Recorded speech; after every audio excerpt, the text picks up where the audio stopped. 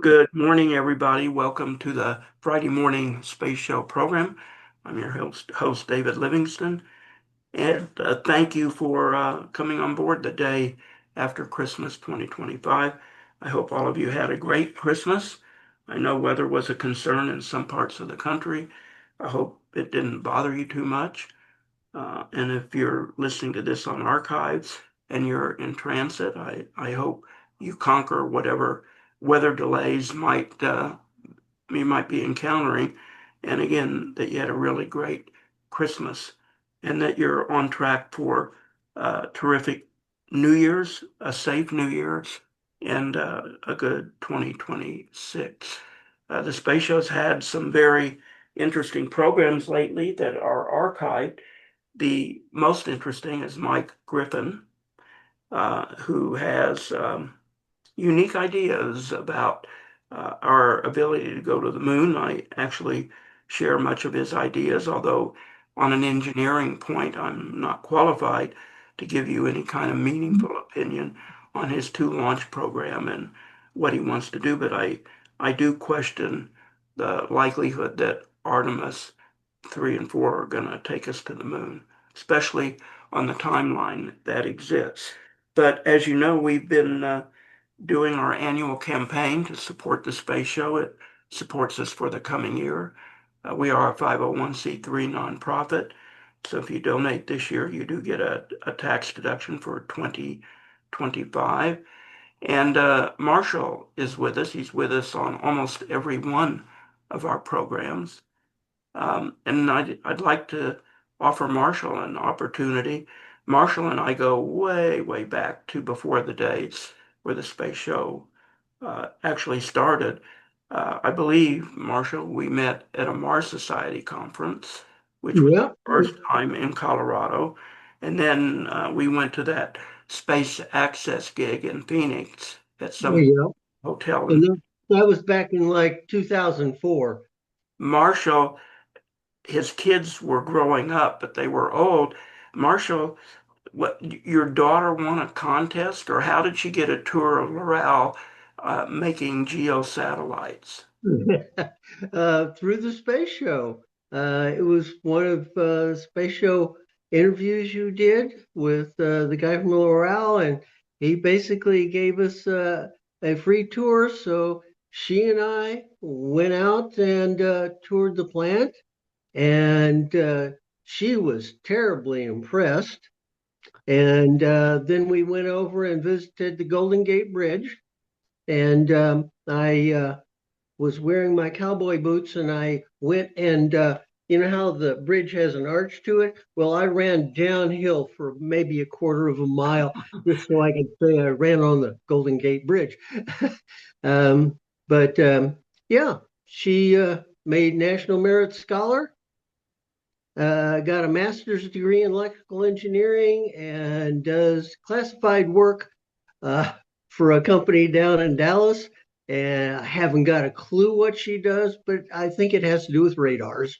Does it Yeah. have anything to do with space? Do you know that at least? Did she find Well, when space? you're talking radars, you're talking aerospace because radar doesn't go down very well. So, uh, Um, so that was back when Loral was an American company and was yeah. actually getting crap because the president, I don't remember the story exactly, but people, if you're really interested, it's a fun story.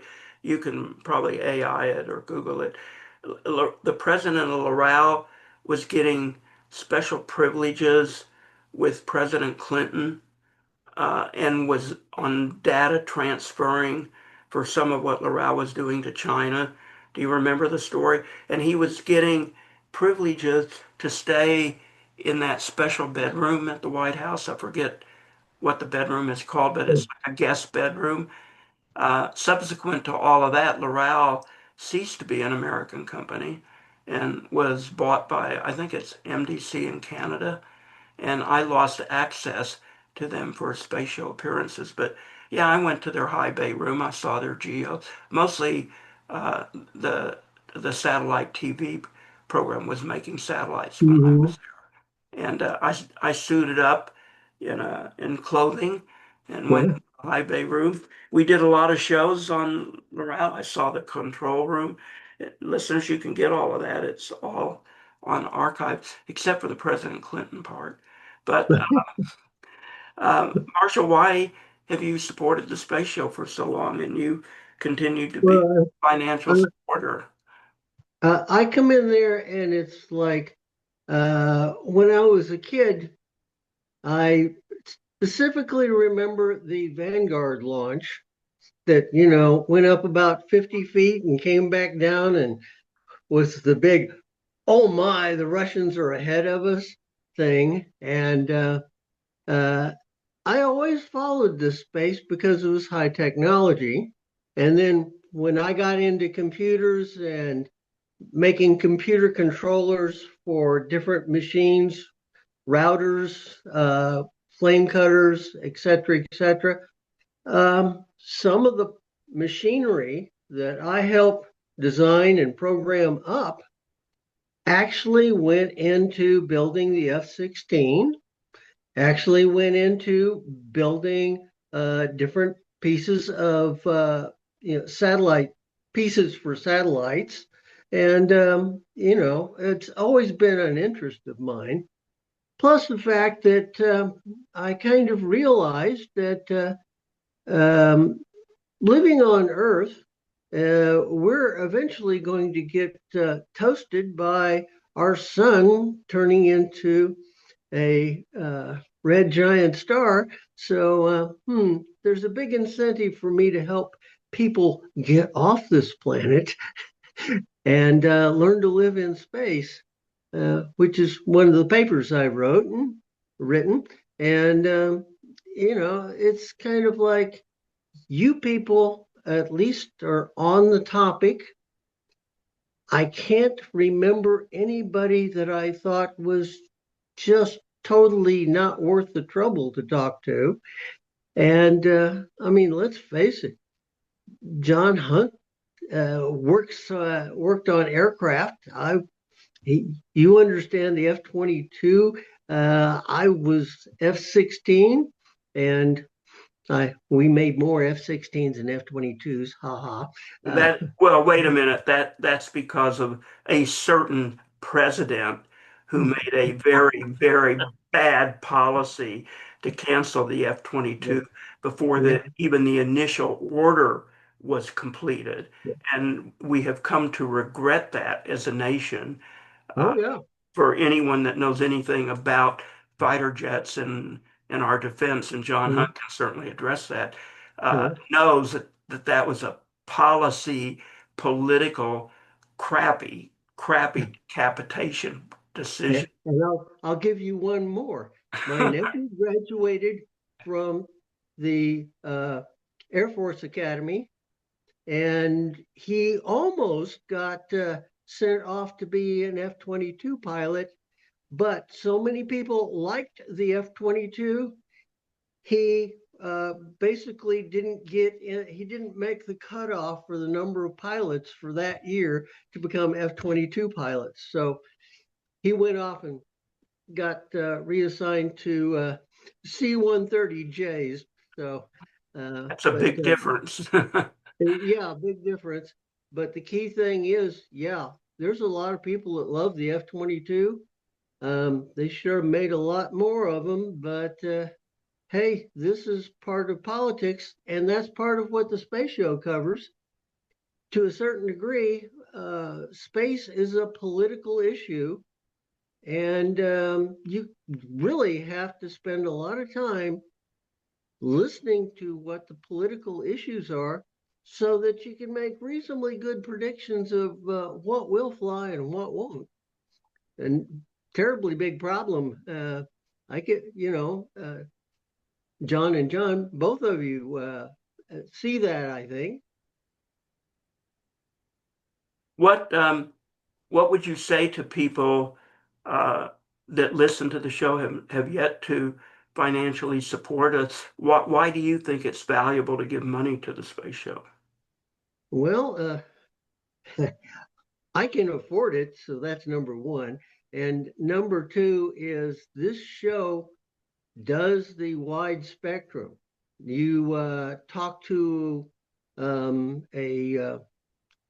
somebody at, let's say, Lockheed or Boeing or even SpaceX, and they have to tell you pretty much their sales pitch for why they're great. But everybody knows Congress has a big say over what happens at NASA. And NASA is the giant in the field. And if they make a right turn, everybody has to follow. If they make a left turn, everybody has to follow.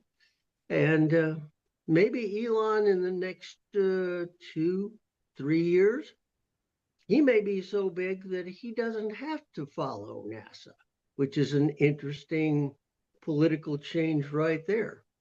Well, So listening to the show pretty much lets you follow what's going on. um, speaking of all of that, for everybody, Jared has showed up. I understand Jared Isaacman has showed up in DC at NASA headquarters. He is physically and I guess mentally, I guess it's physical and mentally, he's there. Even though we're still sort of in a holiday period, he is in position. So now uh, we have to we have to wonder what he's going to do. So I guess I can, and we're going to have an open lines discussion also on Tuesday. And those of you listening on archives, number one, I did not publish phone numbers today on purpose. But number two, on Tuesday, as we go out of the year with a bang bang, and hopefully people will still support us as there is time, um, I'm going to make the Zoom show available to the public. I'll publish the meeting ID, and anyone who wants can join the meeting. And if you're an unruly SOB and you try to sabotage the meeting, I'll boot you and bar you from all future Zoom shows because I now know that I have that capability as controlling a Zoom. So I'm going to open it up to the public and let's see what happens on that. But a lot of voices out there are saying if we really want to get back to the moon and we have this 2028 timeline, which is roughly 2 years away, maybe 2.5 years if we count December 31st of 2028, Jared's got to do something quickly, or he's got to say the current plan of record will work and we don't have to do anything and full speed ahead. So um, I know Mike Griffin thinks differently. He was a guest on Tuesday evening, but others think differently too. So anyone want to comment? Is this gonna, in your opinion, be Jared's first task to figure out how we're gonna fulfill getting back to the moon by 2028? Or maybe something else is gonna be his first task. I don't know. I think this is a big, big chunk to address. What do you guys think? Well, I guess I could get into that. I tend to agree with what we had there on Tuesday night. The problem, I think, is first of all the lander aspect is going to be interesting because I don't see the Starship version of the lander being ready in time for 2028. I mean, considering everything that has to be done, you know. And that's going to be a big showstopper. And I don't know how an alternative could be developed and really be human rated and ready to go in that same time frame. I mean, we're taking a chance if we go too full speed ahead. I know somehow to rush it, you could end up with a disaster on our hands, even, and that Mhm. wouldn't be good at all. And so, at least that's the way I see it. Maybe I'm wrong, but I've always been critical of the idea of bringing Starship into this Artemis program. Where I think Starship has a role in the future, particularly, I mean, for one thing, it's definitely going to do one thing. It's going to give us a good replacement for the shuttle, and one that's what probably can put 4 or 5 more times into low Earth orbit in terms of payload. So they can do Mhm. that. Okay, and it will do that for almost for sure. I mean, even if you don't ever do the on-orbit refueling thing, it's never solved. They would still have that capability, and that in itself is a monumental advance, right? I mean, Hmm. and then if he can do the on-orbit refueling, then the other thing is I'm not sure it's an ideal vehicle for the first return of the moon flight. It'd be different if we had a moon-based presence and had an appropriate landing pad for it to land on. It'd be one thing, but if it's coming down and trying to avoid boulders and weird craters and stuff as it's coming down, like we had on some of the Apollo missions, isn't this not the ideal design for that sort of thing? When you actually have, a moon base and a real landing pad set up for it, then it would bring the amount of cargo in potentially that you would need to have to really expand operations. That's kind of what I think. So on the other hand, I sort of think that if we fail to get to the moon and China gets there first, I'm a little bit off on this one. But I'm just going back to our history with what happened with Apollo, that we won so big, the Soviets lost so bad that we just said, okay, let's quit going. And I think that if we come in, whereas look what we did when you mentioned Vanguard and things like that, our reaction to that put us on the path to the moon. So that's kind of my view on it, that there will be a strong reaction politically to the China getting there first, if they did. If That's just kind of my view, but I'm not saying let China get there first. If we can do it, great. But I'm just saying it's looking like it may not happen. Whereas on the other hand, if we'd have developed a more rational lander, see, the other problem is that we didn't develop the entire Block 2 SLS. We built this miniature, scaled back version, which doesn't really have the lift capacity to really put us in the kind of low lunar orbit that we'd like to have in order to do an Apollo type mission. And so that's one thing that was kind of a little bit new to me, that we would be stuck there for 6 days before we could get off. That was one thing I kind of learned from that show on Tuesday night with Mike Griffin. One of the things that Mike stressed on, I think more than anybody else that I've heard on this subject, because mostly it's an engineering sound off subject. Mm-hmm. My numbers show it's possible. I have trust and faith that Elon will make it happen in the time frame. He's aware of the time frame. It won't work. It's impossible. Take your pick. You don't know whose numbers are right. There's a lot of beliefs in this or that, the other. But one of the things that Mike hit on that surprised me, and that the most others don't, was crew safety, all the way Mm-hmm. through. So even though he was questioning whether they could do fuel transfer in the time frame needed for 2028, he talked about it as a safety issue, and that it had never been tested or demoed or anything. And then clearly the lander, and because you can only get back to the gateway, which by the way he never mentioned once, but you can only get back to the gateway once every Hmm. 6.5 days because of this crazy orbit. So a crew could be stranded on the moon in a crisis situation, maybe without even supplies for 6.5 days before they could launch a liftoff from the moon and get back to the gateway. Assuming that that's correct, and again, I'm not an engineer, so I really can't do the due diligence to verify that, but it would be pretty easy to do that. Uh, that's a pretty big risk because we see in space programs that delays happen all the time.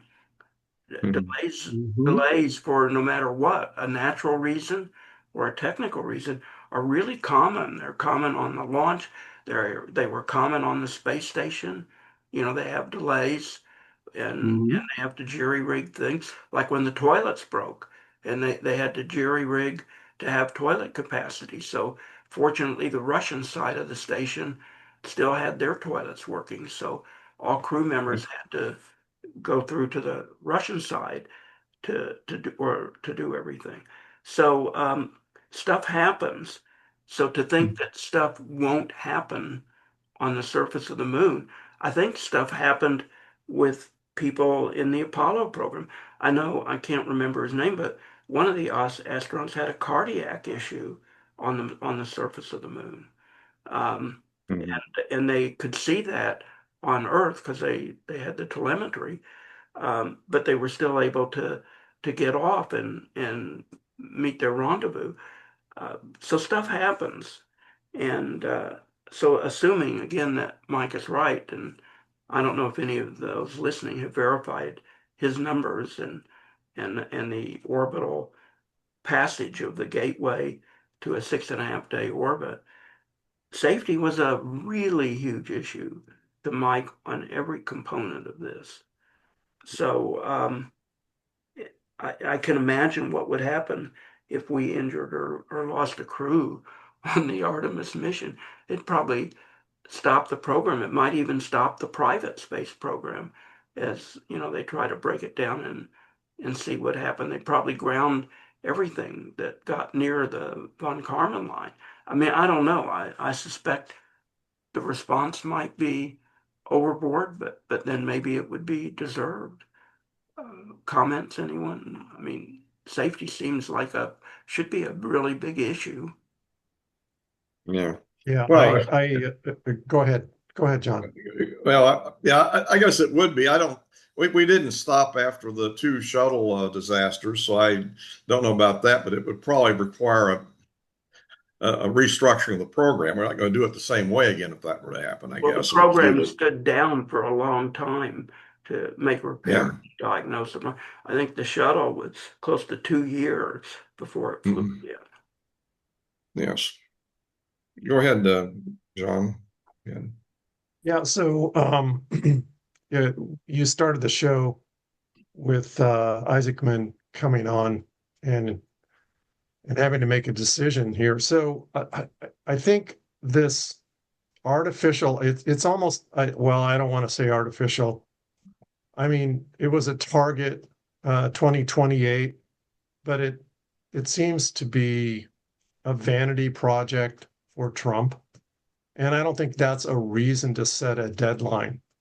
And so it used to be earlier, and they keep moving it out. And like John said, and Griffin, the technology development to make the vehicle safe is going to take longer than that. That deadline will not stand. So Isaacman's going to have to come in. And the other thing is, it's going to be challenging for him to make systematic or big changes to what's already in process. You've got this keyway, the hardware's already built. Um, that was originally designed for the SLS system, right? So that's the only.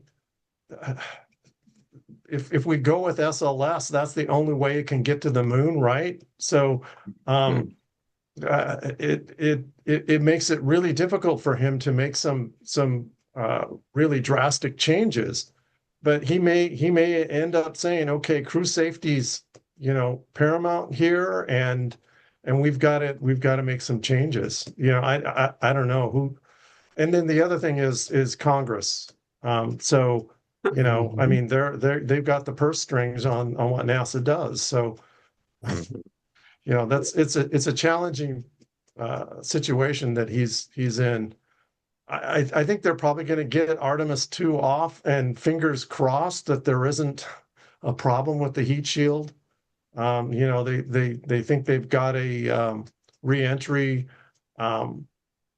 trajectory that's going to make it safe. So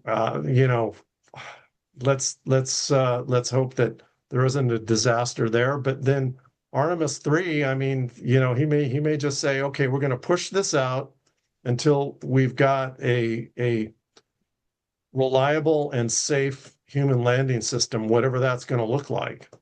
And I don't know. What do you guys think? Let me point out that Elon has, from time to time, produced engineering miracles, and there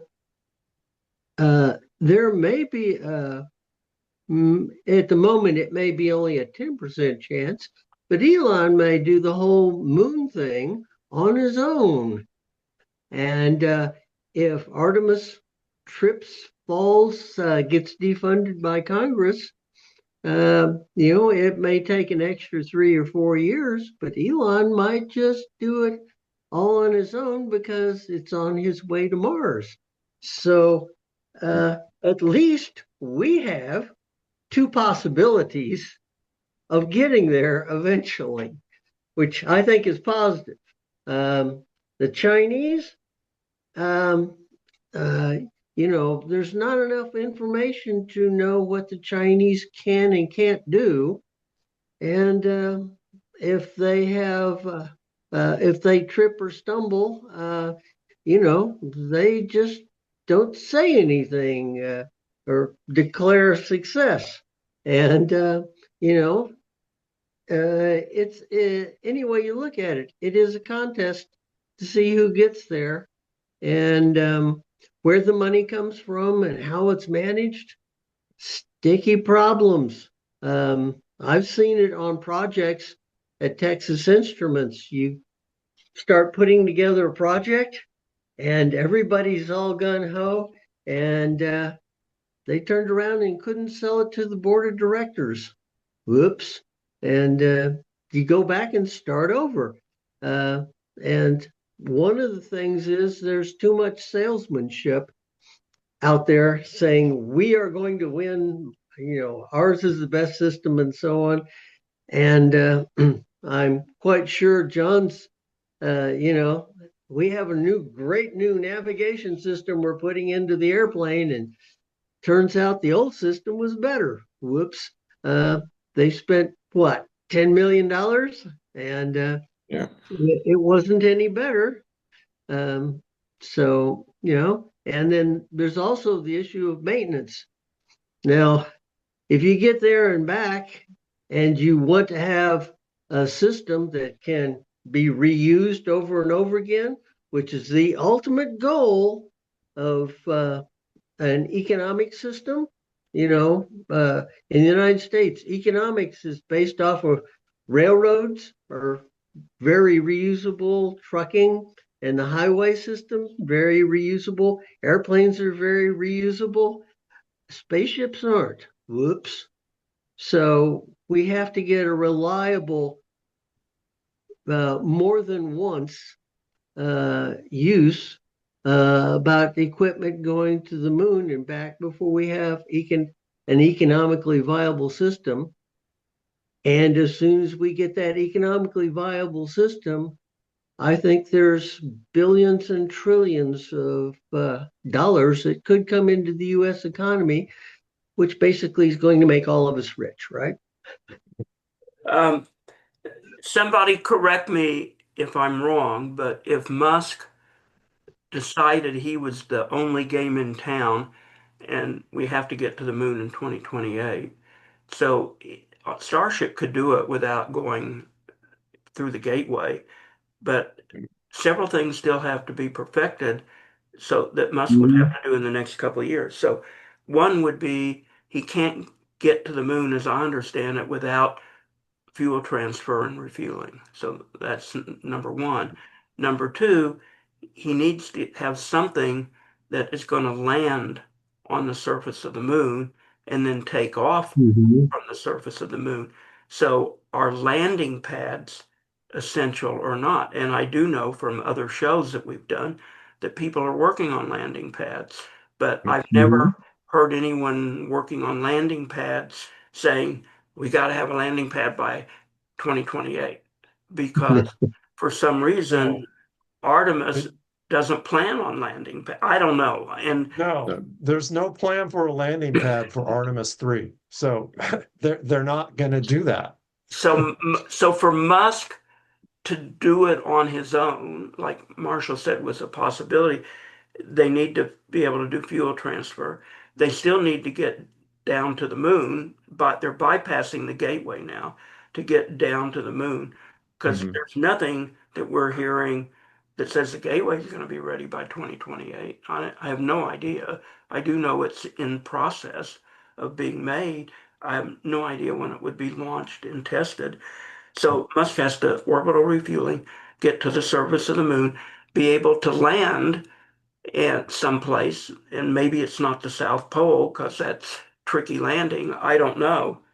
Um, and then he's got to be able to in whatever he landed in to get back up.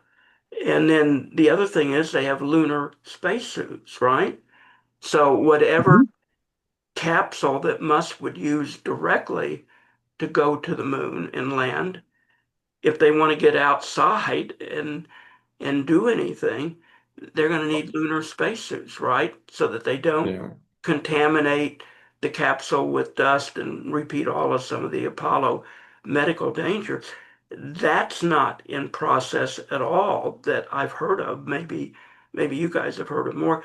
So I just don't see how Musk in this time frame could could just bypass all of the program of record and do it on his own. So where am I wrong or where am I right? So I he doubt he'd also do needs that. a he One needs at something a time. else. What does he need else? He needs an elevator. He needs to he needs a way to get down to the surface through the Starship, and that hasn't been designed yet, has it?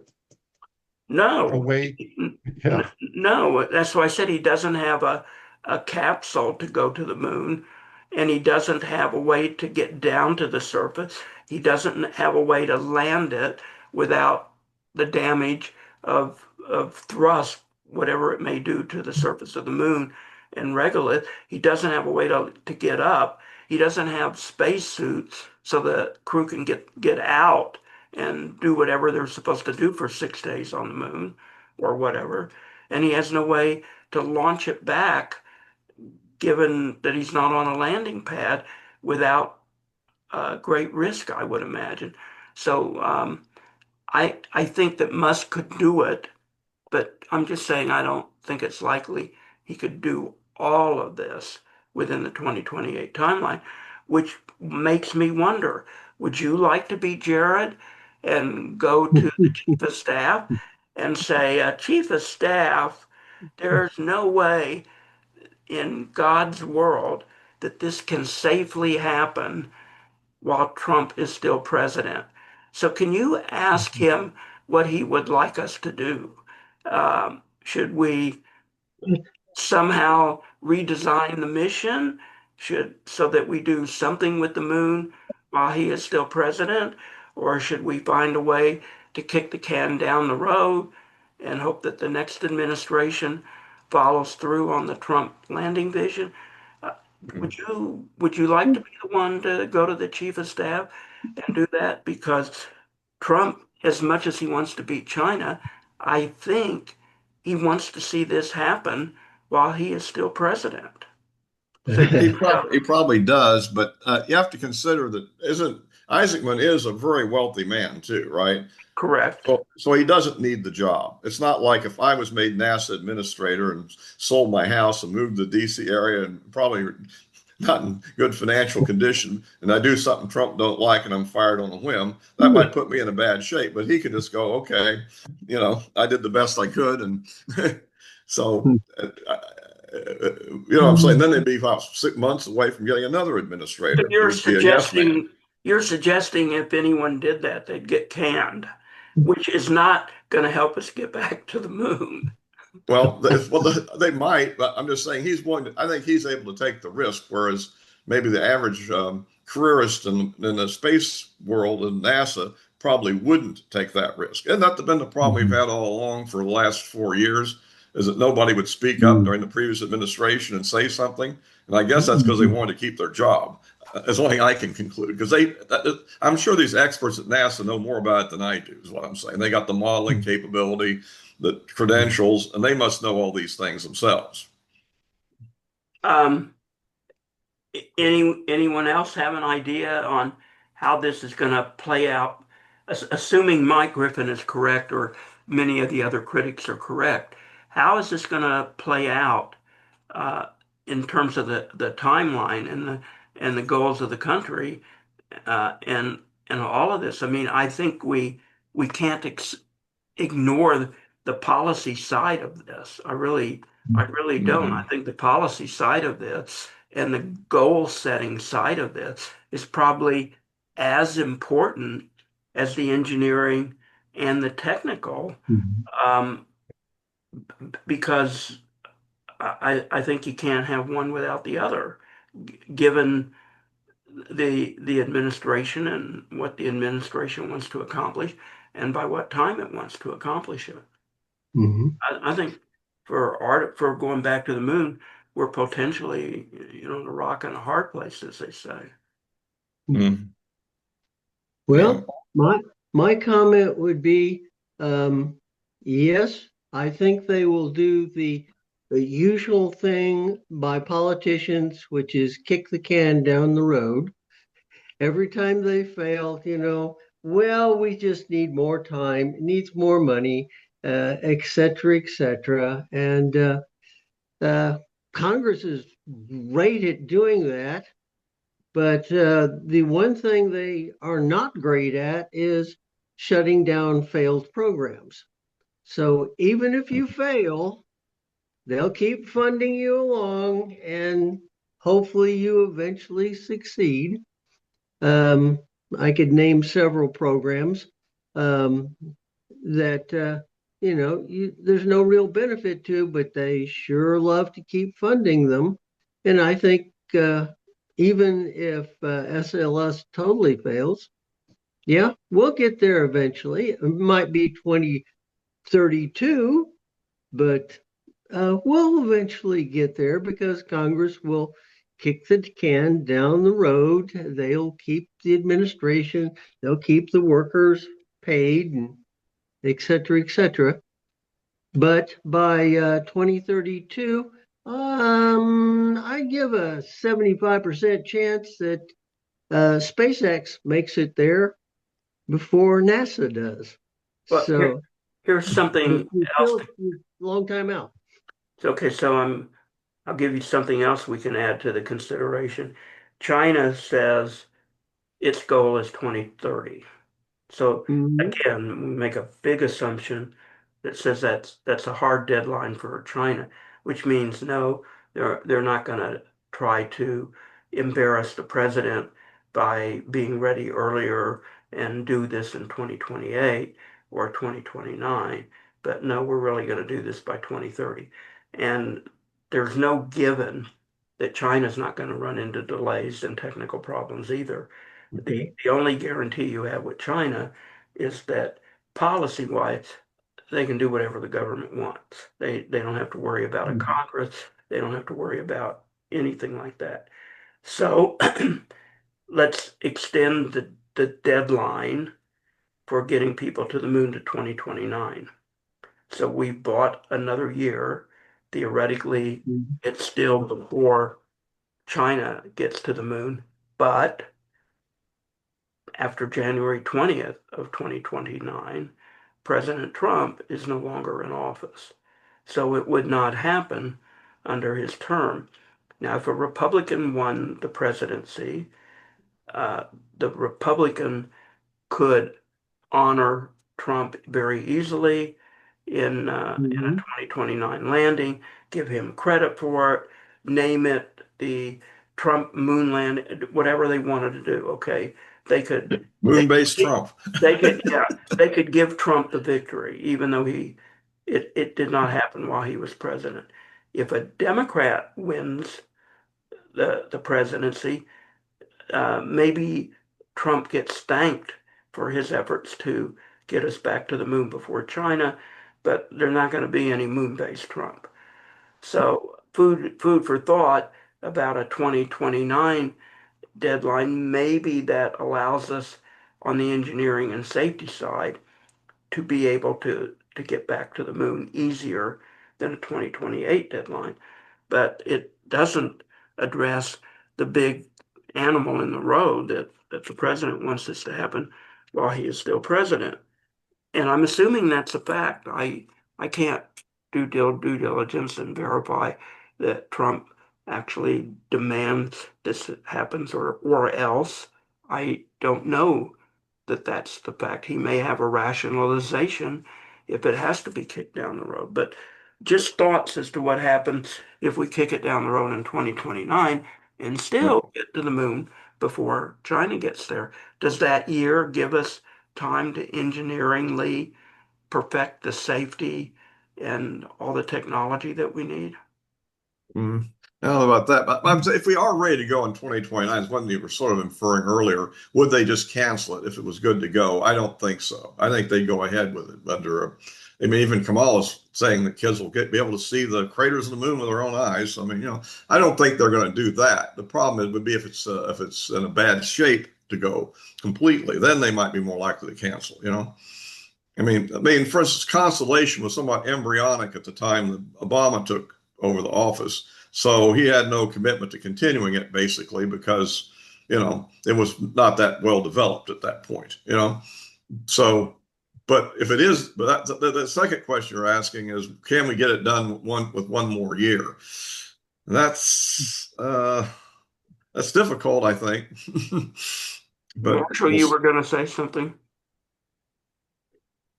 Not really. I was the one of the problems when you start looking at the milestones and the PERT chart and so on is there's so many um, milestones that require a major technological breakthrough, and yeah, technological breakthroughs are the magic magic bullets. You can't you can't predict when they're going to happen, and breakthroughs are totally serendipitous.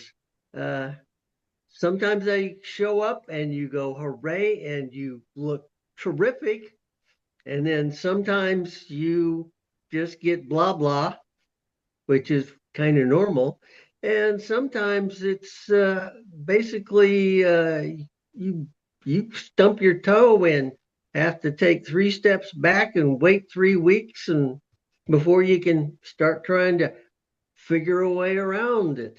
So roadblocks, milestones, that whole thing, totally unpredictable, and which makes uh, everything in space something of a big question mark. And but without the big question marks and the risk, there's no success. So eventually we'll succeed, but how many rocks do we have to turn over and milestones do we have to go around is totally unknown, and therefore prediction into the future gets real tough. So, So, Marshall, I would just add it, to your point about difficult milestones that need technological breakthroughs. Mm, Apollo overcame a lot of those, yeah, and they had the funding and the sense of urgency to make it happen. And I'm not sure we have that now. we also had one other thing in Apollo. We had a lot of very top-notch people working on it. And, they were making very good money and they were there to succeed. In our present environment, many of the top engineers of engineers are out designing microprocessors. They're doing AI. They're working on uh, robotaxi. Many of the really genius people are out there doing really interesting, not space stuff, and uh, that lowers the pool of really genius people that we need to get to the moon, which is, you know, John, you've met the genius guys, right? Those yeah, aeronautical engineers that walk around that you think are totally idiots, and then they turn out to be the guy that laid the golden egg that made the whole thing kind of work. yeah, And it's hard to predict them, and right. it's a tough business. So that's one of the key things that I see is we have people who go out and just work for somebody like Warren Buffett or Bill Gates, and they just work 10 years and they're multimillionaires. Mhm. Back in the 60s, if you wanted to get rich and be the engineer of engineers, you went to NASA. Yeah. Well, I Listeners, think the big problem here, though, is programmatic. And it really, I mean, we've had a thing that's been stretched out, underfunded, and not really designed to be really success oriented for the past, Yeah. what, 15 years. If we'd have continued with Constellation as it was and funded at a reasonable level, we probably would already be the moon by now. I mean, Mhm. but they've scaled it back and we pawned it off to other sources, and you know Yes. that's Mhm. the problem I have. It's not well organized. I mean, why didn't we build the real SLS with the block, what they call block two, where we'd have an adequate rocket, where they wouldn't have that orbit issue we're talking about? But we didn't. I mean, it's not a problem with the actual fundamental first stage and side boosters. The problem is the upper stage. uh, and, Yeah, and I agree with you, and John. And I think there's plenty of rocket scientists and aerospace engineers out there. It's leadership and mm, and program management that we need um, to make it happen. we've talked about this a lot before, but for those listening to this show, I mean, obviously none of us have an inside pipeline to NASA or to SpaceX or Blue or the White House to know what's happening, but these are just some of the challenges and obstacles and conditions that are out there that need to probably be considered on the way to going to the moon. But I want to move us elsewhere. Marshall, you wrote a paper that you sent out to members of the Ivory to the advisory board, and Yeah.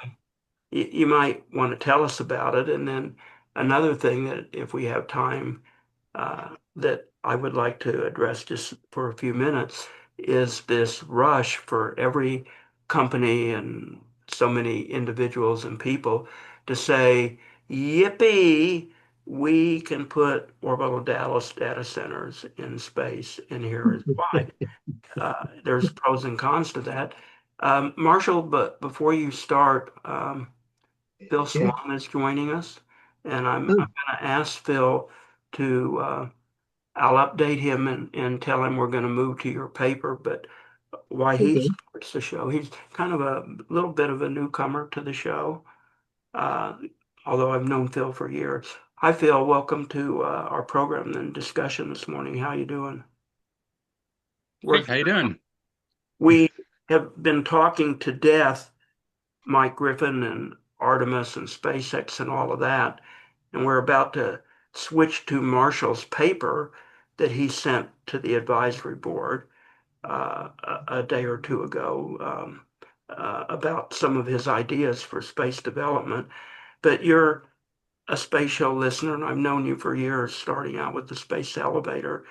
And it would be really great if you'd spend 2 or 3 minutes and tell us why you support the space show and why you listen to it and why you come back for more.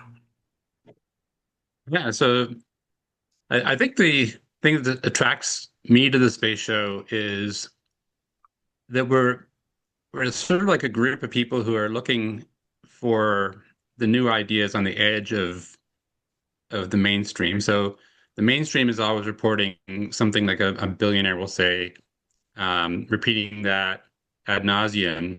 What the space show seems to focus on is more what the scientists are saying, what the people behind the scenes are coming up with.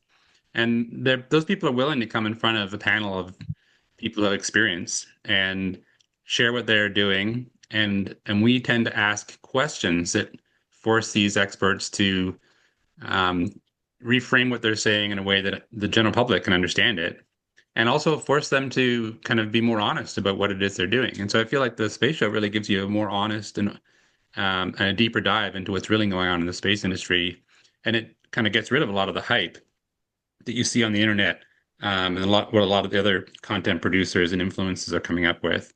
So to me, it's a more of a real experience. If you really want to know what's going on, this is a good place to discover that. It does take more effort. It's not as succinct as some of the other shows on the internet where there's a lot of video and graphics and excited people talking about the latest developments on Starship or on Falcon Heavy or on Blue Origin's rockets. But here you get more like what the science is, what the purpose of of the effort is, what people like why people are, for example, developing medicines on the ISS was a really interesting show we had a few months ago. I thought that was fascinating to hear what some of the challenges were and how it actually come back to the everyday person and how their lives were potentially affected by what's going on in space.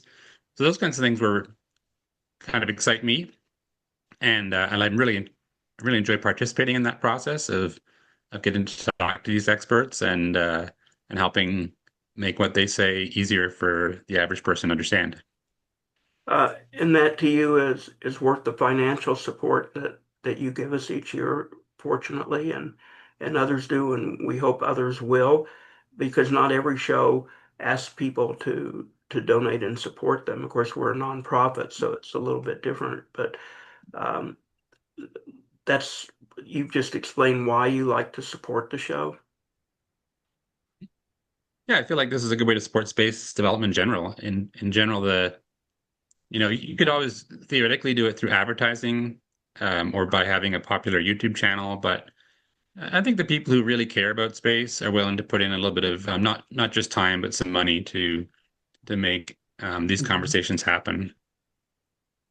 We've been talking for close to an hour, uh, sort of about the Mike Griffin show, but much more involved. And I want to get some of your thoughts on it before we move to Marshall's paper. Um, Obviously, none of us are clued in, but my question that kicked this off, and I don't want to revisit it for another hour, was Jared is now in place. And what do you think his first task is going to be? Is he going to tackle Artemis 3 and 4 and getting to the moon? Is he going to listen to people like Mike Griffin? He's not the only voice out there saying this program is in trouble. Is he going to listen to people that say Elon can do it? We'll make it happen.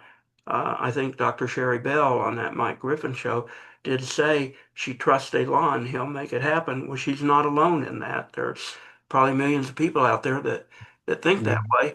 Um, and does he have the balls to go to the chief of staff? Mike did say that's the process, and say, this mission's in trouble. If you want to make this for 2028, you need to. You need to make some tough decisions on what we're going to do because the time is short. Does he have the balls as a new NASA administrator to go to the chief of staff and put these kind of facts in front of the president?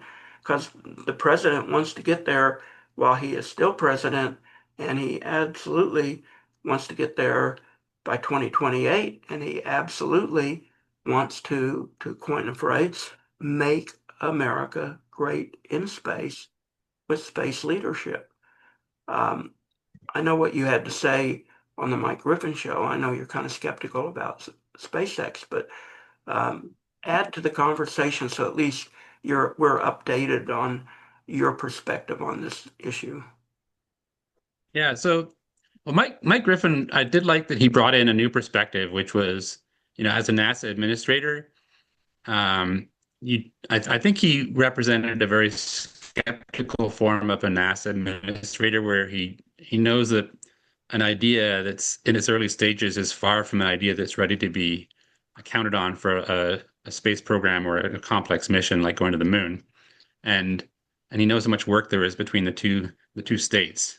The general public, I don't think, feels that the way he does, and tends to be more optimistic about a technology like, say, refueling in orbit. We think that ought to be easy. It's just like docking with the ISS. He doesn't see it that way. Maybe a lot of other NASA engineers don't see it that way either. So I thought that was a very interesting perspective. Nevertheless, I felt like he was a bit absolute and extreme about saying it's just not going to be possible.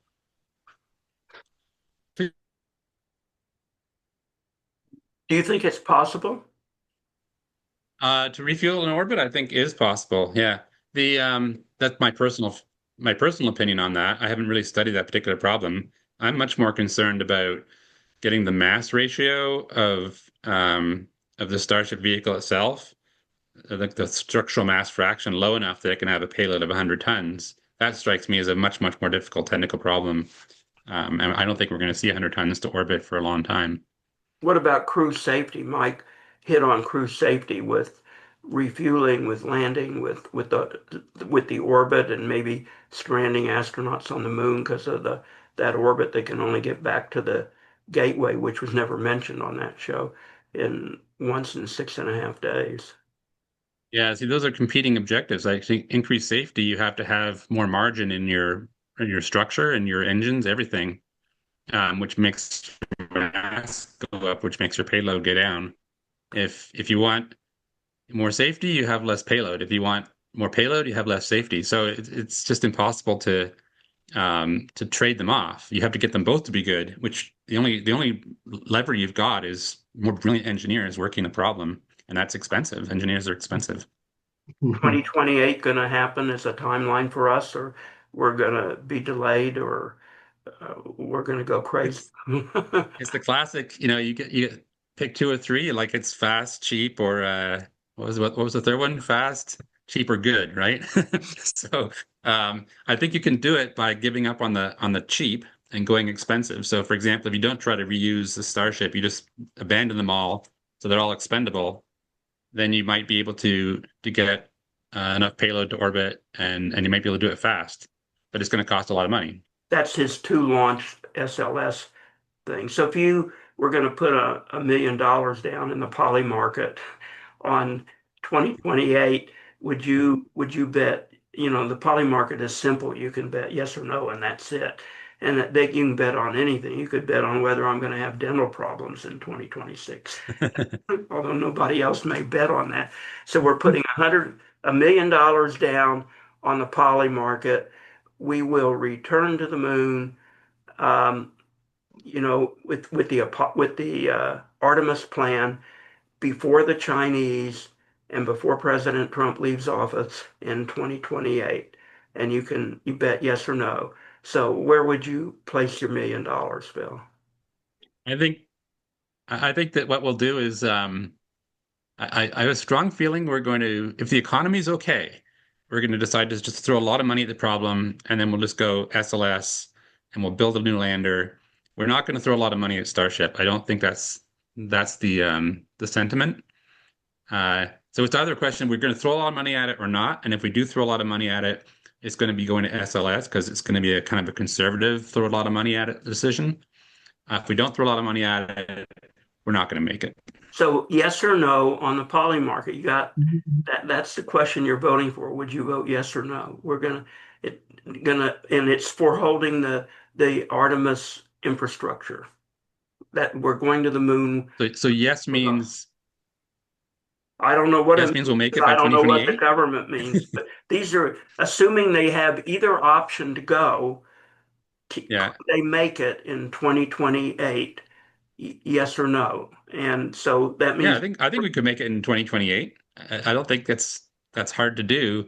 If you decide you want to do it, you just have to abandon Starship for 2028, and you have to build a lander okay. So fast.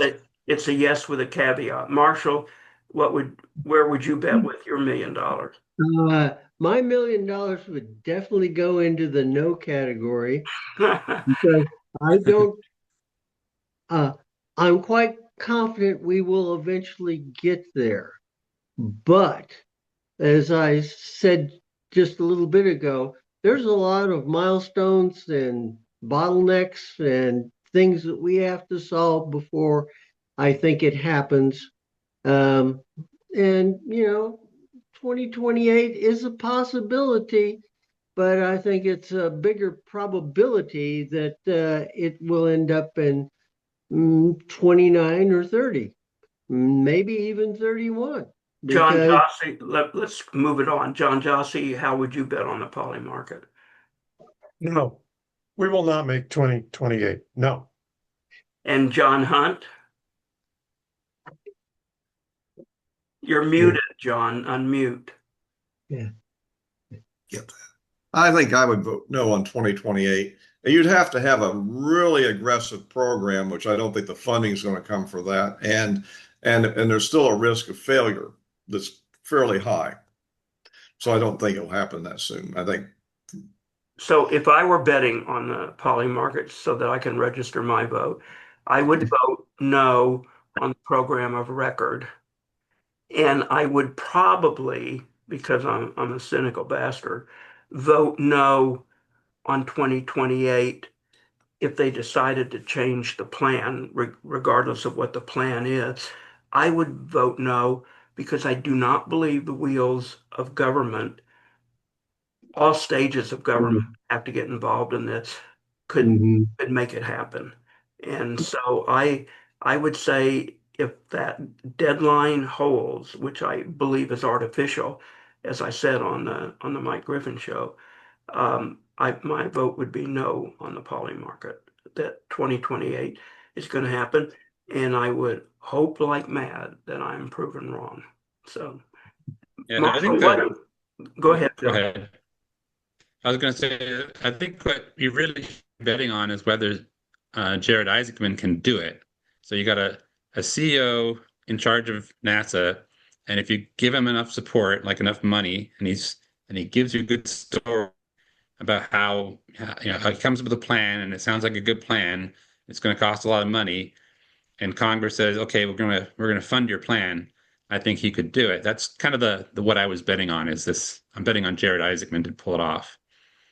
Marshall, you sent us a paper I Mhm. know you wanted to talk about. What are you talking about in this paper? The Yeah. listeners have not seen it, so Yeah. Well, help them with it.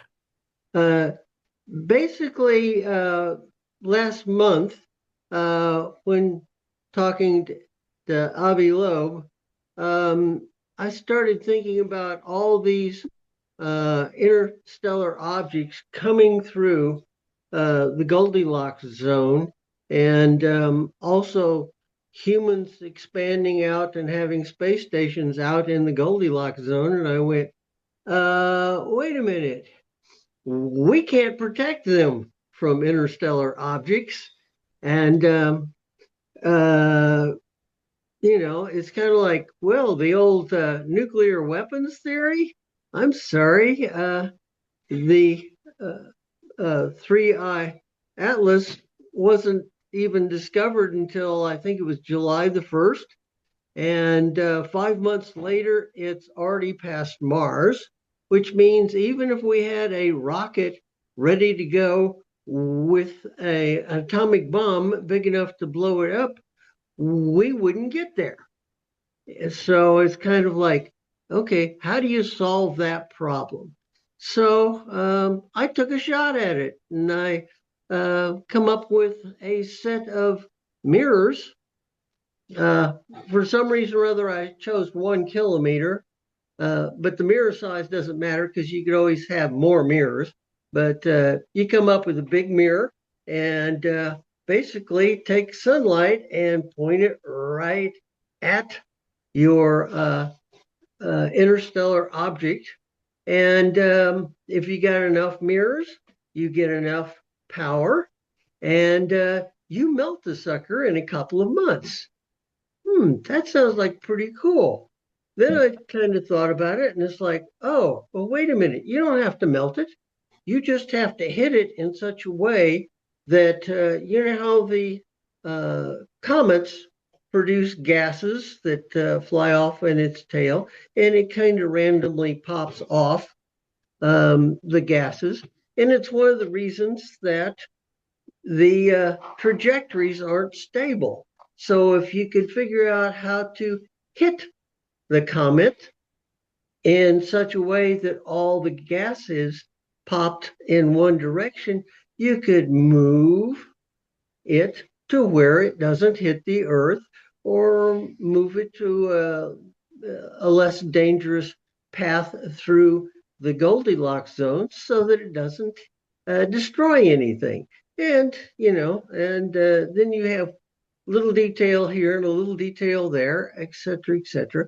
But it does point out that the idea of somewhere in the future, maybe 200 years in the future, we are going to have a system by which we can zap and control comets, asteroids, and interstellar objects coming through our Goldilocks zone, where we're going to have millions of people living in such a way that we can keep them from wiping out, X number of space stations. And obviously, if one of them was heading towards the Earth, we definitely need to have a system in place because we know the dinosaurs didn't produce one. And look what happened to them. I don't know how many of you Hmm. read what Marshall sent to all of us on the Yeah, advisory board. it was just John, Jossy, and you. So, Well, Phil, did you get a chance? Because you always have good engineering ideas. Did you get a chance to glance through his work? I didn't get a chance. I'm just what Marshall just said now. I have some concerns about the mirror idea. I think the you'd be better off creating something more like a solar power satellite with laser beaming. So you would actually take the sunlight and convert it into power, and then you would power some lasers, which would then mhm. heat up the asteroid. I think you'd have better range with that. I don't know if it would work or not, but I think it would be better than trying to reflect the sunlight Well, the There it is. object. I chose sunlight because it was such wide spectrum, and you have no idea what the surface material is. And therefore, if you used a laser system, you get the wrong frequency, you get nothing. So I Oh chose yeah, but sunlight the thing about because the of, lasers is that you can aim it and further. Like the laser will stay coherent for a much longer distance, so that you'll have yeah, more time on the object coming at you than you would with a mirror. The focus isn't very good at a long well, distance because of the way yeah. optics works. Yeah, Well, I tossed in there in one sentence. Excuse me, I'll have to expand on that. The fact that we have flexible mirrors, like on Keck, and that basically uh, take out the uh, wobble caused by the atmosphere, and you yeah, could aim with that. Uh, the other part is even lasers, when you shoot them out to 100 astronomical units, yeah, that's probably the limit right there. It yeah. loads of So even fun. lasers can't focus forever. Yeah. Yeah. But So, I think you'd be better off because then you could use it for powering something else. Like when it's not shooting down asteroids, you could use it to power the dark side of the moon or something, so it would have well, dual yeah, purpose I, that way. I put in Yeah. there that we could put one at the Mars L2 location and basically light up the backside of Mars, and nobody would object. Of course, if we did that on Earth, every Buddy. night owl in the world would be upset with us because, we want the natural moon, et cetera, et cetera. So, yeah, there's a lot of thought and some um, hijinks involved. I also thought Yeah. of, gee, you take that concentrated mirror and you shine it on one of the asteroids in the asteroid belt, right? You heat it up, Yeah. it melts, and all the heavy elements squeeze down to the center. Then you just have a space station with a big long straw go like the old uh, straw in the potato, get it to the center and just suck the really good stuff right back out. That's funny, and I think it's technically doable. Yeah. So, That idea I've heard before in science fiction. So I know that somebody else wrote about that. oh, I've never heard of it in science fiction. I thought about it and I laughed for about a half an hour, and the wife wanted to know what was so funny, and it's impossible to explain it to her, usual stuff. No, I Uh, think it's a good idea. Yeah. Well, Listeners, I think John Jossy posted Marshall's work on his blog Space Progress Now and also on the Space Show site. So you can see what Marshall is talking about. And mhm. No, so David, no. What no, I he Marshall mentioned his paper on space settlement, okay, which was published on my blog a long time ago. That's what I posted on your blog. I did not Yeah. post his paper there. I can Yeah. put his paper up there if you want. Marshall, Yeah. do you give him permission to put your paper on our blog? Well, I'm still working on it. I was basically hoping it'd get out to you, a couple of you guys, and you would uh, what's the right word? Find Critique? Critique past it. a few errors. Yeah, but you'd get some comment from informed people too if we put it on the blog. Yeah, go ahead and put it on the blog, Okay. uh, and one of the things I purposely left in there is the fact that uh, how do you uh, how do you do the appropriate pictures, the illustrations, and so on something that is, on one hand, uh, almost galactic in effect, so that you know what's being talked about. And then you have to scale all the way down to something like the James Webb Telescope. Well, I don't know how to do that. I'm not the picture guy. When I was at Texas Instruments, it was a telephone call away because they had people with illustrators that come in, and we'd work together. You'd talk to them a little bit and they'd make a drawing and you go, yeah, that's it. Uh, I'm not a drawer person. So that's one of my shortcomings. And unfortunately, for a lot of engineers, that's also a bit of a problem.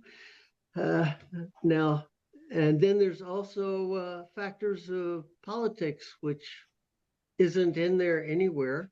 So you got to put your work um, out into the public and get feedback to make a really good paper. So I'm still in the working stage. So So we'll. Marshall, there's I've been working on a project called the Evidence Ledger, and it's really like an open source peer review process. The idea Mhm, is you describe your concept and then you have to list the claims you need to make in support of your concept. So mhm, as if you were pitching the concept, you would typically make some claims, like you would claim that your mhm, large mirror could shoot down a rock in space by at some distance. You write that claim up and you support the claim with evidence, but then the open source part is you try to get experts out there in the field to read your claim and read your evidence and then write a mhm. review as to whether they think it's a credible claim or not. And this Yeah. is all open source right now. You can go online and do it. If you're interested, I'll send you a link. Uh, Please do. As I said, uh, in proposals that I've done before, it's always been corporate internal, and Yeah. I knew who to go talk to. Uh, and you knew the people that would shoot it down and tell you you're nuts. And you also knew the people that went, yeah, this is a bit crazy, but I think it will work, and would fund you to go do it. And then you prove that it does work, get to be a great hero. Yeah. Of course, if it fails, you're back in the idiot side. That's part of the fun of being a hardball engineer. How can I say? Do you have any comments on your being? But when you do it in a, I was going to ask John Hunt to sorry. comment. You want to do it real quickly? Oh, on that, yeah. Well, I guess the question is the issue, can you generate enough energy on it at the range you need to, is all I can say at this point. I probably should look, I haven't had a chance to really study the paper yet. I should really give it a good look, I think, given what Mhm. you discussion here. Well, Yeah. maybe we can bring it up again on Tuesday night. If Hmm.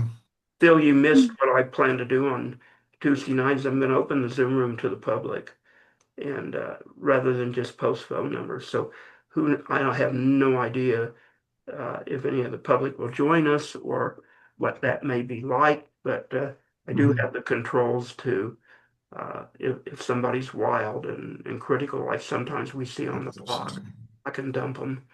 So, because I don't want that. But we've all seen some pretty wild and disruptive comments on the blog. Probably everybody who reads a blog sees that from time to time. Yeah. I'll be flying for that show unless my flight gets delayed. So you're learning to fly a No, I base. mean I'm actually flying commercially to go home. No, I mean you're taking flight lessons to fly an airplane. Is that what you're doing? In theory, except we keep getting delayed on the weather. So have you Yeah. started the flight lessons yet? Nope, not yet. So is your first lesson textbook in theory, or are you going to get in a plane? I don't know the specifics yet. It's actually a secret birthday present. So You don't know what kind of trainer or anything. I don't know what the course is or anything like that. Yeah. So Typically, you go through ground school first before you That's get flight time.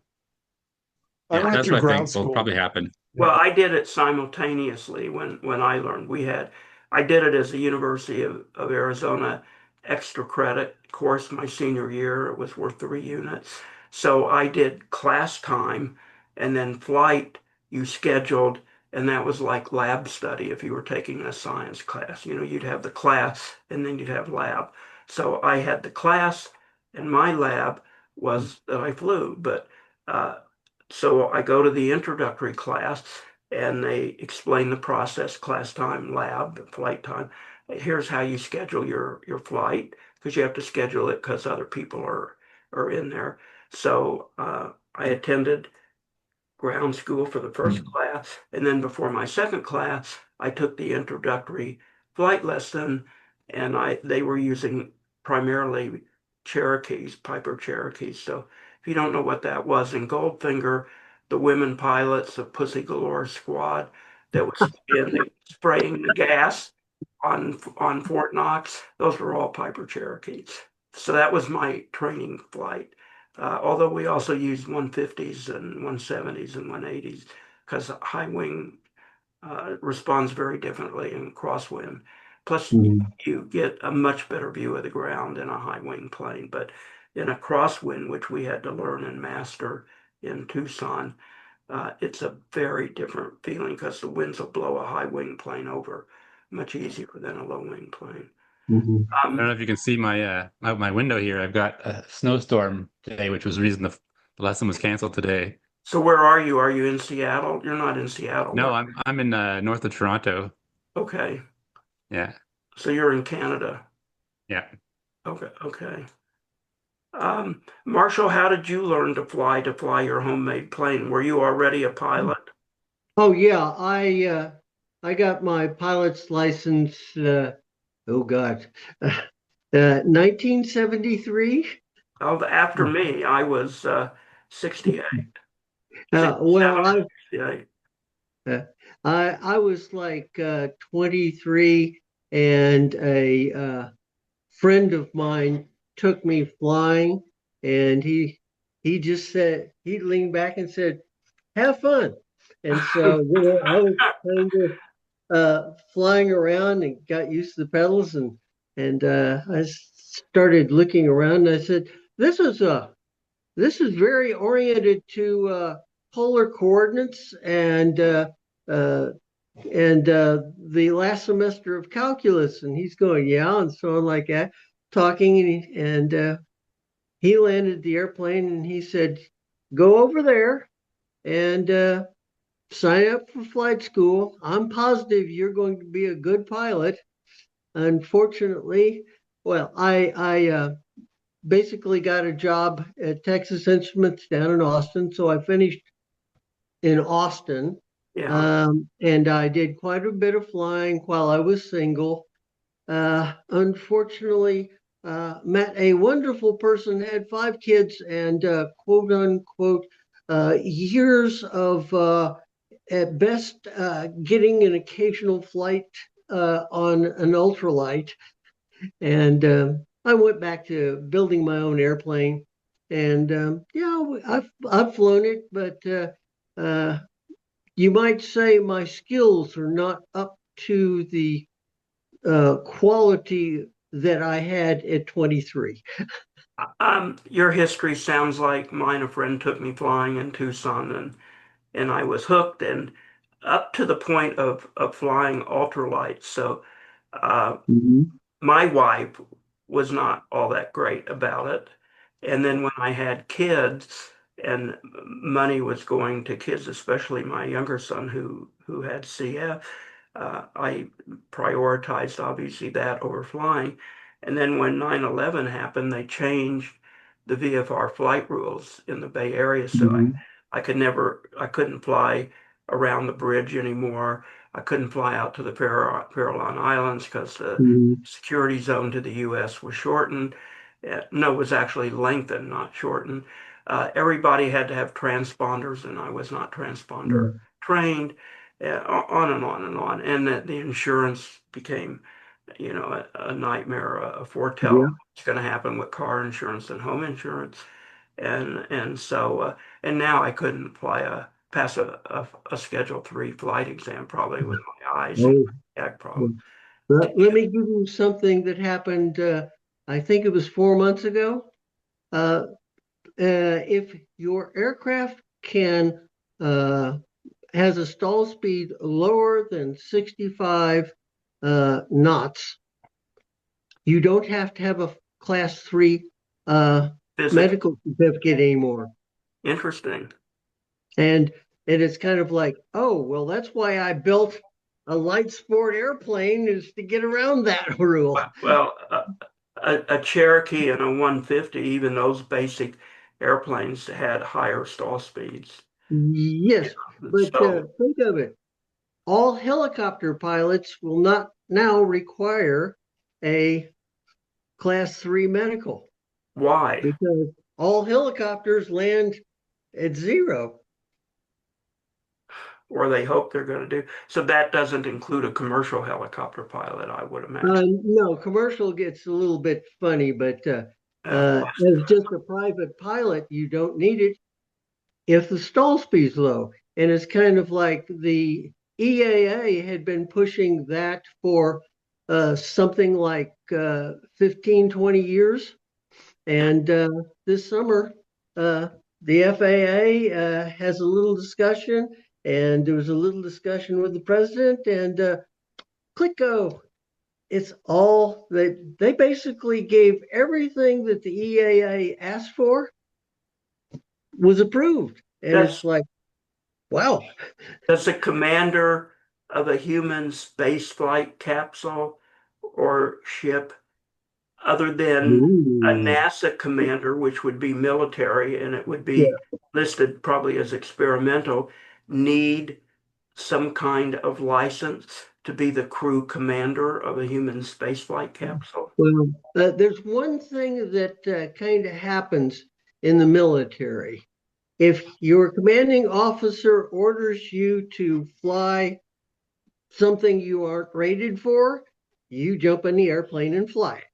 On the other hand, the commander who gave the order is responsible if you fail. So it's one of those. Well, I know shuttle pilots, for example, were military pilots, Yeah. and so and I know a military pilot does not need an FAA license, but when they That's leave correct. military, if they want to fly, they have to get whatever Yeah. license they want to get. But so I'm wondering if a private sector member of a human spaceflight crew is going to command, let's just say, a Dragon capsule for the sake of argument, and there's a private sector guy, Mhm. and that Dragon is going to go on top of Falcon Heavy or Starship or whatever and go to Mhm. the moon. Do they need some kind of pilot's license to captain a human spaceflight vehicle? Remember, part of that flight is in the atmosphere. It's not Yeah. 100% in space. Have you ever heard, or does anyone know about the regulatory process for the captain of a crewed human spaceflight vehicle? Well, I've come across this that that these capsules are all automated and they've been automated for a long time. So I did read somewhere that there was some debate about whether they even needed a pilot at all, because there's very little for the pilot to do, and sometimes they talk about not even putting in controls that a pilot could use, Well, short of an for example, emergency, during reentry. I know the Yeah, Blue Origin vehicle for suborbital does not have a pilot. Um, yeah. so it's kind of like a Waymo for space. But if all That's a hell good way of putting breaks it. loose and you, for some reason, need a human takeover, um, and it's not built to have a human takeover, and you don't even Oh, have communications, I'd say you're shit out of luck. uh, Yeah. I think on the Artemis, there is a specific button to abort, which causes the capsule to separate from the rocket. Right. So that would be uh, a pilot issue. I'm just not sure what the training would be for that. It's it comes down to one of those oh shit moments, and you do whatever seems to be the best at the time. Yeah, I'm sorry. So That's on a related, but not maybe somewhat yeah, related, yeah. at my Christmas dinner last night with family and friends, many of them have cars, late model cars, with sensors all over the place, including auto Mhm, braking. And every one of mhm, them says the auto braking is a real problem because it'll brake when it shouldn't, and you can't stop it if it's braking. yeah, And people get rear-ended all the time because of that. And that when you need the auto braking to take over, it's not there. So they have found mhm, a couple of things. The sensors mhm, get covered with dust and dirt as you drive the car. So if you mhm, don't keep the sensor spotless all the time, then the auto braking may not be able to work right. Number two, when they take it back to the dealer to say the auto braking isn't work, they say it's not really ready for prime time, and the sensors aren't great, and the system needs refinement, and the computer programs need refinement, and sometimes we can't fix it because there is no what would you call it, update, like yeah, an Apple phone yeah, update to fix it. But you have to, here's where the sensors are. You have to keep them clean. So I would imagine on your space flight, it's got all these sensors too. So uh, keeping them clean is probably not the same story as driving down the highway. But the cars are all out there, all manufactured, and it's not ready for prime time, but it's good enough. So they're out there commercially rolling it out. Is that the way the sensors are in a space flight for humans? It's not 100% ready for prime time, but it's good enough. I don't yeah. know the answer to that, but uh, Uh, Obviously, that's where the quality and detail of engineering becomes critical. and You have to labor. know what works and what doesn't, and what's a maybe. Don't And forget if the the maybe is labor. Don't forget the quality of the labor to make all of this happen. yeah, well, one of the things I did was quote unquote, how do you test to see uh, and calibrate different instruments? And sometimes, you check and everybody says it's great. And then you put another test on it and you go, oh, that ain't right. Yeah. So So, that's another thing we can add to testing and demoing going to the moon. Are all the computer systems really ready for prime time, or are they good enough to get there by 2028? I yeah. cannot answer that question.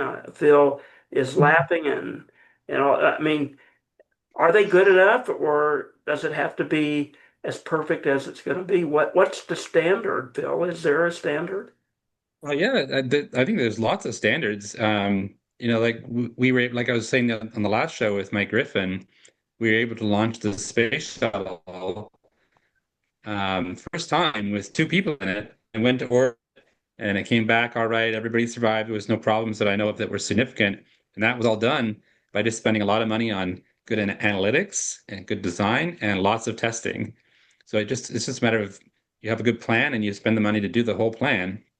And then, yeah, you should be able to launch a spacecraft and be pretty confident. Like they have probabilities. They say there's a 10% probability the mission will fail somewhere along the way. But given that there's like 1,000 things that could go wrong, the chances of any one of those things going wrong is like 0.01% or something. It's only when you multiply them all together that you have a 90% chance of success instead of a 99% chance of success.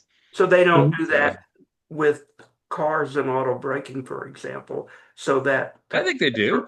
you do. Uh, yeah, they just have 10,000 people drive the car. What's the problem? Oh, Exactly. yeah, there's an accident there. We cover it with insurance. It's still like a 99.9% chance it'll work. It's just that with a million cars, there's going to be a few incidents in the news, you know? John, Uh, John, let me John, point. John, John Jossy wants to say something. I Oh, think.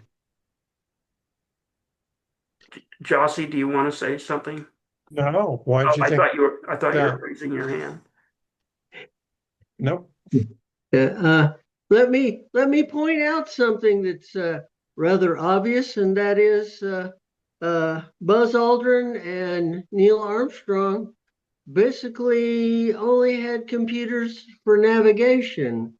And let's face it, Buzz Aldrin knew what all the numbers were, so he probably could have done it without the computer for navigation. And it was all human. Well, they did Well, the landing. They overrode the computers, and Neil on did the that landing too, manually. yeah. So they did it all manually, which means humans are pretty darn good at handling bad situations. Uh, Computers have this problem of garbage in, garbage out. So if you don't put the right number in, it takes a long time to debug. And that's Humans have something, that problem too. what, yeah, well, high quality humans like me don't have that much of a problem. Uh, okay, yeah, I'll lean back in my chair and behave myself. and Phil, one thing we did early on that I should do in front of you too is we have commended Marshall on cleaning up his attire in coat and tie today. So I was going to say I was very impressed, but I was pretty sure I'm, people already commented on how good it looked. I was trying to annoy, I was trying to annoy David. no, well, you have impressed me that number one, you have a coat and tie, and number two, did your wife help you tie the tie, or could you do it yourself? I'm sorry. I'm a full-fledged engineer. I can engineer a knot. And we hope you will do it again, even if you don't wear a blue shirt. So we're a little past 90 minutes. Does anyone want to leave listeners with another thought, project, or topic, or challenge, or something that's on your mind about getting to the moon? Notice how we don't ever talk about getting to Mars anymore. I guess if we can't figure out how we're going to go to the moon, going to Mars is pretty far down the road. Hmm. Pretty much. I would disagree with that, actually. I don't think it's all that much harder to go to Mars than it is to go to the moon. When, like, as an engineer, when I look at this problem and I look at the delta V's required to go to the moon, the delta V required to go to Mars, I see two problems that are kind of similar in magnitude. Um, much more similar than the distances would make you believe that they were similar. What about the life support challenges?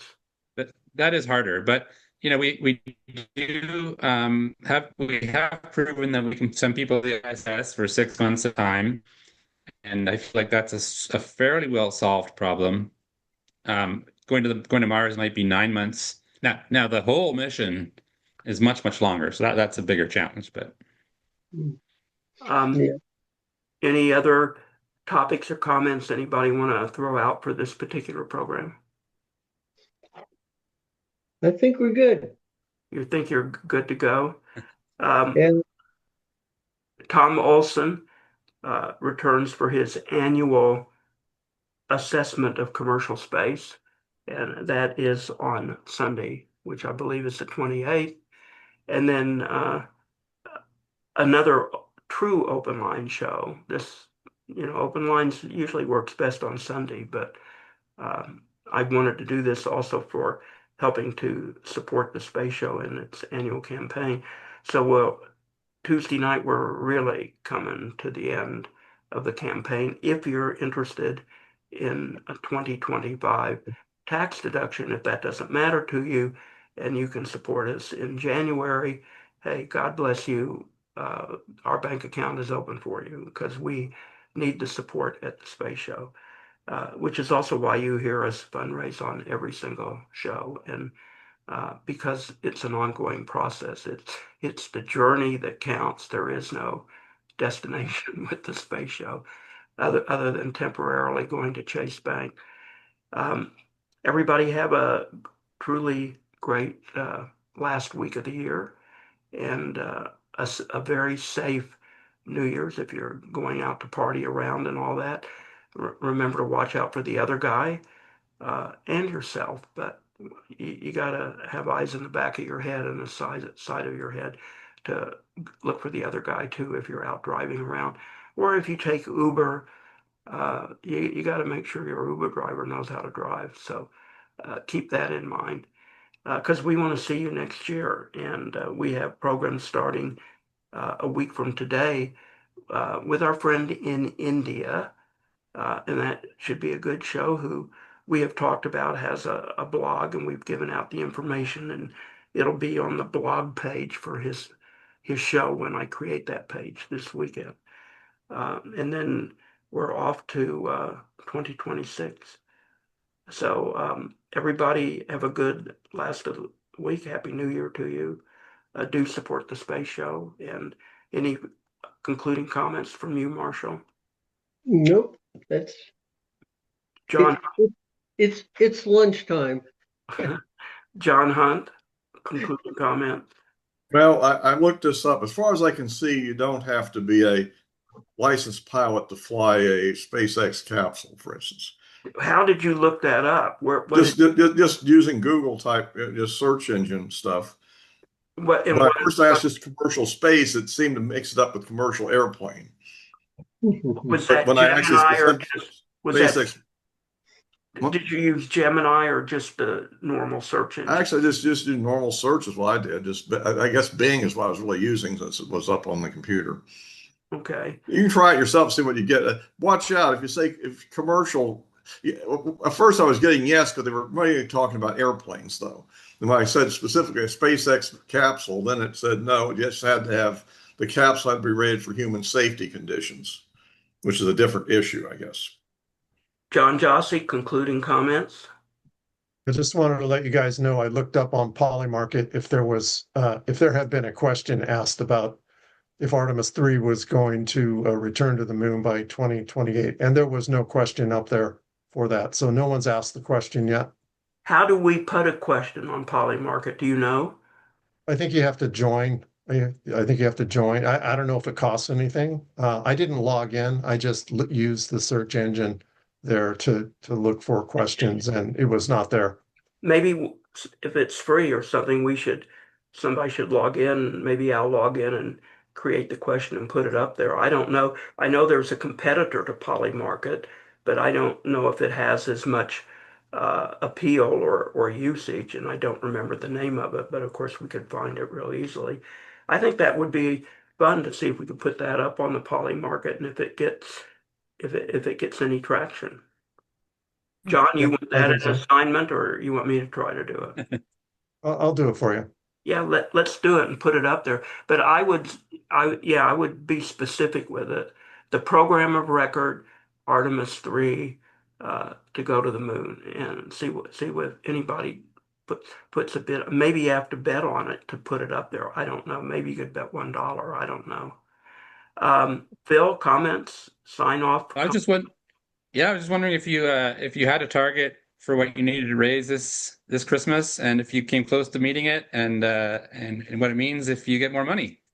So it takes, including equipment repairs and consultants, it takes about $22,000 to run the space show for the year. So again, that includes repairs and the cost of utilities. So my high-speed cable, I do have pretty high-speed cable for upload with Cox is expensive in Las Vegas, and I don't have a good option.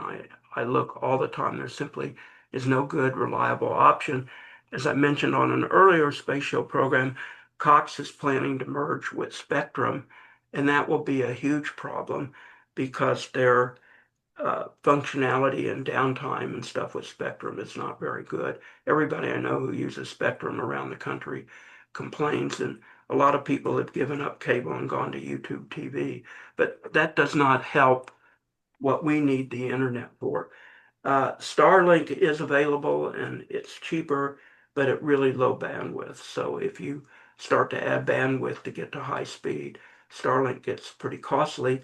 And I rent my house, and I don't know that the owner would allow me to attach a Starlink because we have a tile roof, one of those Mexican kind of tile roofs. So you can't really drill through it because you'll shatter the tile. Yeah, yeah. So you have to, I see the satellite TVs are mounted to the side of the house, but then they drill through the structure of the house to get the cables inside. So whether they would let me do that with Starlink or not, I don't know.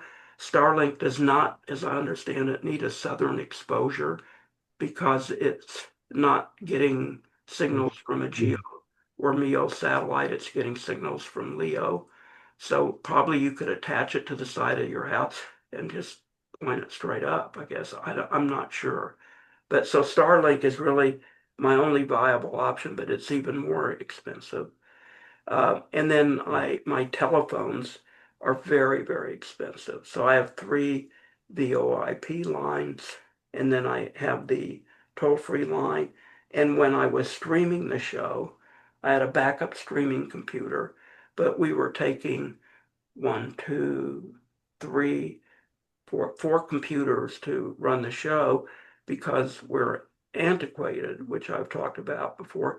We date from the early uh, 2001, 2002, 2003. If I did this today, I, I could have one laptop running the show and doing the telephones, but I don't have that capability or that software, and we don't have the money to upgrade. We do not get the money uh, to upgrade. In fact, we're really short of being able to fund the show for one full year. So we're at about $7,000 right now. And, as we fundraise as the show goes on Yeah. during the year, but it takes $22,000 to run it the way we have been running it. Now, Zoom is a little cheaper. So if we don't fund it, I will cancel the toll-free number, and we have two streaming services, and one is super super expensive, and it's dormant right now. So I'm going to cancel that one and keep the one that's less expensive. The computers are old and they run Windows 7, so Mhm. there's no new cost on the computers. So, um, but here's Maybe like I've got a lot of experience with Starlink, and my son is very good at internet type solutions as well. Maybe we could do a little bit of consulting for free for you to figure out where your expenses are and which ones might have lower cost alternatives. what do We you could do, do to get higher bandwidth on Starlink? You have to pay pretty much for it, right? yeah, well, we can figure out like whether, first of all, whether or not you'd have an issue with your renter, like how we would install it on the roof and everything so that it has exposure to all the satellites in LEO and make sure that the different plans they have would would be suitable for what your needs are. And then it sounds like a lot of these other lines you have might not be necessary anymore with Zoom. There's a lot of ways to make cheap phone calls these days So over the internet. So the other side is there, and I learned this from John Batchelor, is because he's using Zoom, his program is changing because CBS has canceled um, because of the new purchase with Paramount and all that. They have canceled all of his and other kind of podcast programming. So I believe he's continuing, but not as CBS Eye on the World, but he's talking about going to live streaming. So live streaming is very different than Zoom. So live streaming is what we have attempted to do, but we've been stuck with phone lines that don't work worth a damn. So if you went to live streaming, you would stream on YouTube and with computer audio software. And yeah, so that would dump the things. But the company that he is using, uh, I looked them up, it's like a minimum of 70 or $80 a month. Uh, and that would not cover our needs because it was program quantity listed or something like that. But Tom Olson also uses live streaming. For those of you that have seen Tom Olson's radio program, he uses a different company. So this is becoming competitive. So that would move us away from Zoom into live streaming, but it would not be with my conventional streaming people. It would not be with the toll-free number. It would be a big change again, but that is a possibility. Starlink advertises on their Las Vegas page that if you take and want to subscribe to it, they have installation engineers that do all of the work for you. So they would come out and assess if you were Starlink capable and what where you and how you could do it. And given that I have a landlord, uh, I would have to use their report on how to install it, or they would tell me you can't do it where you are. Because I do have mountains around me and other stuff, but I see satellite TV all over the place when Pepper and I are out yeah. walking through the area.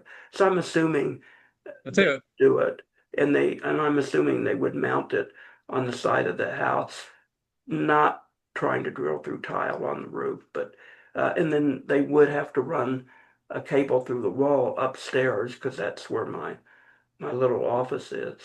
Um, but I would, if I wanted, I'd have them come out and make their free assessment to see if this was even capable. And then I'd take their free assessment and send it to the manager to do it. So Cox is costing me for the high-speed cable internet $270 a month. Ooh. wow, now you should be able to do better than that. Yeah. So I think I can do better Let's hop on a call later and we'll figure this out. We'll figure out some options and we can try them out. but so I'm probably about 40% of raising money to fund the show for a full year, or 35% right now. Yeah, But I bet we can get that down by cutting your costs. If we hop on a call later, we'll find a way to cut the and costs, and then and maybe that'll get you closer. I'm looking for funds coming in through the mail, and hopefully we'll still be getting support before the end of the year. And Yep. yeah, the show is transforming because I'm not going back to streaming and toll-free lines and telephones because there's just no way to have decent audio. Half of Marshall's calls when he would call in were garbled and terrible. And one of John Hunt's phone lines was really bad. Another was okay. I never had a problem with Jossy or with you on the telephone, but half the time people using the toll-free number, it was a horrible phone call. So Yeah. I'm not going back there. So if people are looking for the old days, then find something else to work for you because I'm not going back to the old days. Right. All right, everybody, have a good, safe week. Thank you for all of what you have done and continue to do for the space show. keep looking up. And John Hunt, keep looking up. I'm still waiting for you to actually physically see what you talk about so often. So that'll be worth a show on its own. And everybody I be actually see one. everybody be safe. Thank you very much, and be safe Take care. in archive world too. Goodbye from the space show.